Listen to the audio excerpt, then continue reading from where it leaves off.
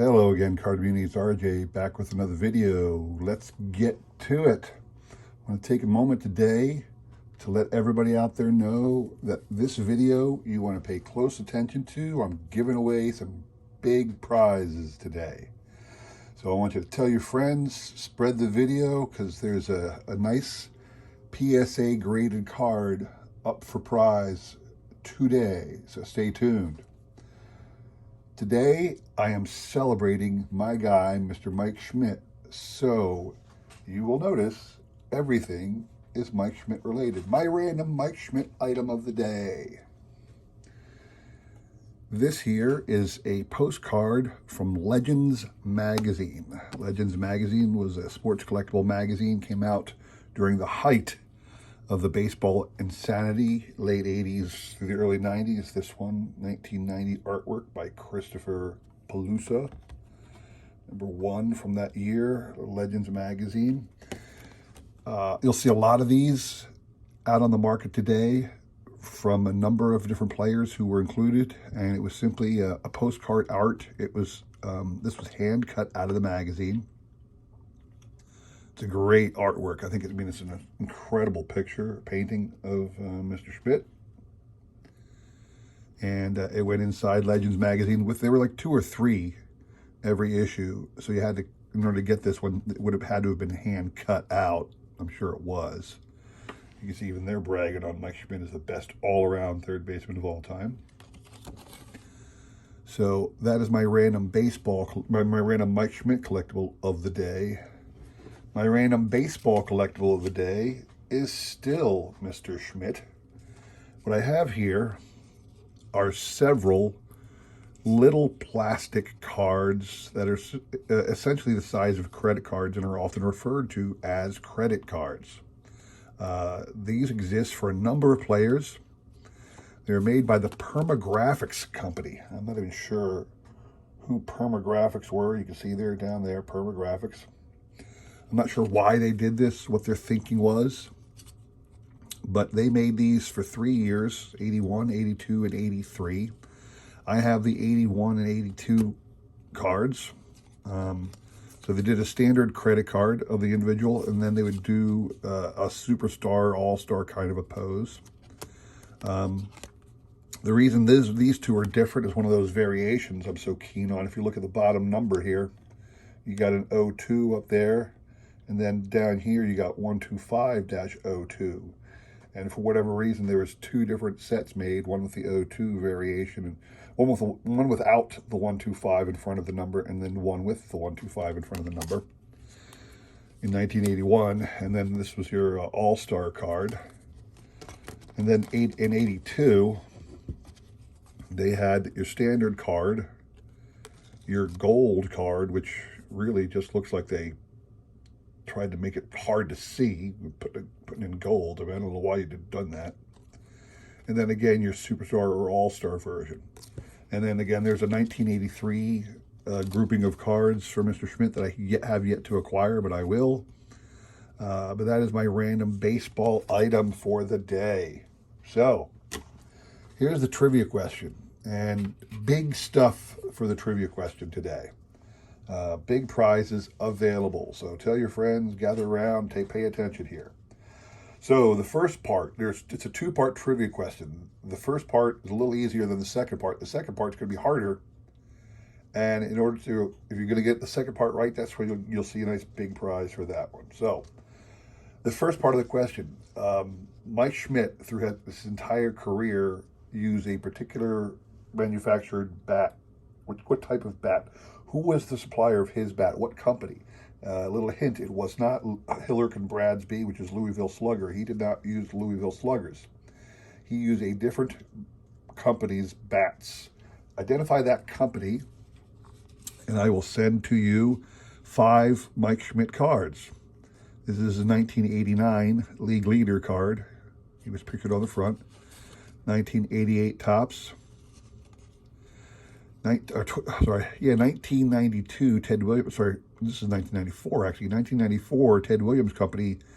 This is a little subset within the base. It's part of the base set, but it's a little subset called Swinging for the Fences where they highlighted several players who hit 4 home runs in one game. Here's his 1987 All-Star from Topps and his 1990 Upper Deck retirement card. So tell me what bat company Mike Schmidt used throughout his career, and I will send to you these 5 cards. Now, the big prize today, if you can so find the answer to this trivia question, I'm giving away a 1980 PSA 9 Mike Schmidt card. If somebody can give me the answer to this question, when Mike Schmidt agreed to represent this bat company, he signed a contract and received something as a gift from the company. I want you to tell me, what was it that he got in exchange? What gift did he receive from the company for signing to use only their bats throughout his career? And if you can tell me that answer, I will send to you this 1980 PSA 9 Mike Schmidt card. So I will repeat those questions in the description below, along with my email address. So you need to be the first person to email me the answer to those questions, and I will send you either the 5 cards if you get the first one right, or the PSA 9 if you get the second one right. So I think this is probably the best prize I've ever offered as a trivia question, frankly. It's a hard question. It is not easy to find the answer to that one. You're not going to just Google that one, people. So, all right. Today, what I'm going to highlight, like I said, is some of my Mike Schmidt stuff, but specifically the classic best set. So, for 2 years in the early 90s, 91 and 92, Mike Schmidt agreed to be the spokesperson for Classic Best and their minor league release. And I have a lot of stuff in my collection surrounding his time as their spokesperson. There is still a lot of things I need, because I'll show you in a second what I'm talking about, but this here is the factory set from 1991. And again, he was their spokesperson in 1992. Here is the factory set from 1992. You can see on the 91 version, they flat out put his picture there. But in 92, they were a little more subtle and just kind of used a painting of him as their logo. But this is the classic best. There's a lot of other classic product that came out during that time, but this is their minor league stuff. And inside both years' base sets, they included a couple Mike Schmidt cards. So in 1991, this is card number 1. You can see here, card number 1 was Mike Schmidt. Picture of him in his Reading Phillies uniform, looking very young. I think he's got number 14 there. I don't think it's number 4. But that's him in his Reading Phillies uniform. Randomly inserted in packs, you might find the gold version. It's a gold foil logo where the red logo should have been. And if you saw a second ago, that one was numbered BC1. Further randomly inserted into packs was the autographed version. So this here is his autographed card that was inserted into those packs, and it was hand numbered back in the day, 435 of 2100. I think the people who were writing those numbers down over and over again were glad when they started foil stamping that. I don't think there's any difference really in the back. Oh, there it is. Here you go. So this is a good way, if you ever get somebody who's trying to sell you a card that they say is autographed by Mike Schmidt and is one of those limited edition one, note the difference here. All right, this is the regular card. This is the autographed version, and on the front they look the same.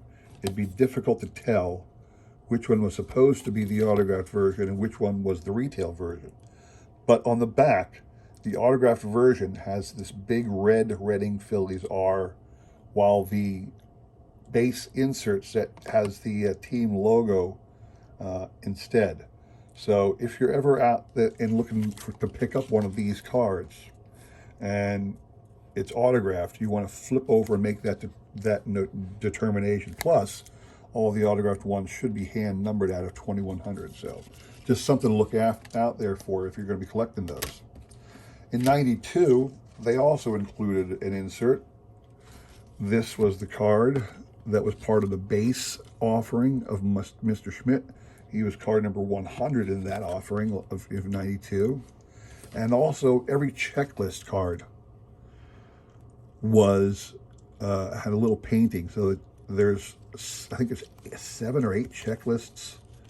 I don't know why they did so many. There's only a few people on the back. But they have, all right, so 7 checklists, I think. And every checklist, it tells the range of cards that it's numbered for, but it has that painting of Mike Schmidt on it. So those were randomly inserted inside, or not randomly inserted, but they were part of the base set. But like with the previous year, they had him sign this card and hand numbered to 4100 that year. So this is his autographed version of that base set. And this one, they were a little bit more bold with it. They put a big congratulations on the back of that one. So it's clear that you got an autographed version, and it's not one that he signed later in his life. So you can tell that this is one of the limited edition ones. Not be afraid that you just got one that he signed at a show somewhere down the line. So those are the factory things. The other things you'd see a lot that he had, there's a lot of advertising material. So I have this advertisement display from his thing. The miners in a major league way was how they came out. There was a slogan in the first offering in 1991, and it's interesting here. He goes, "The waiting is the hardest part." I would think that's probably true for most major or minor leaguers. Waiting to get called up is the hardest part. Although I'll be dang sure that staying there is pretty hard too, because a lot of them don't make it. So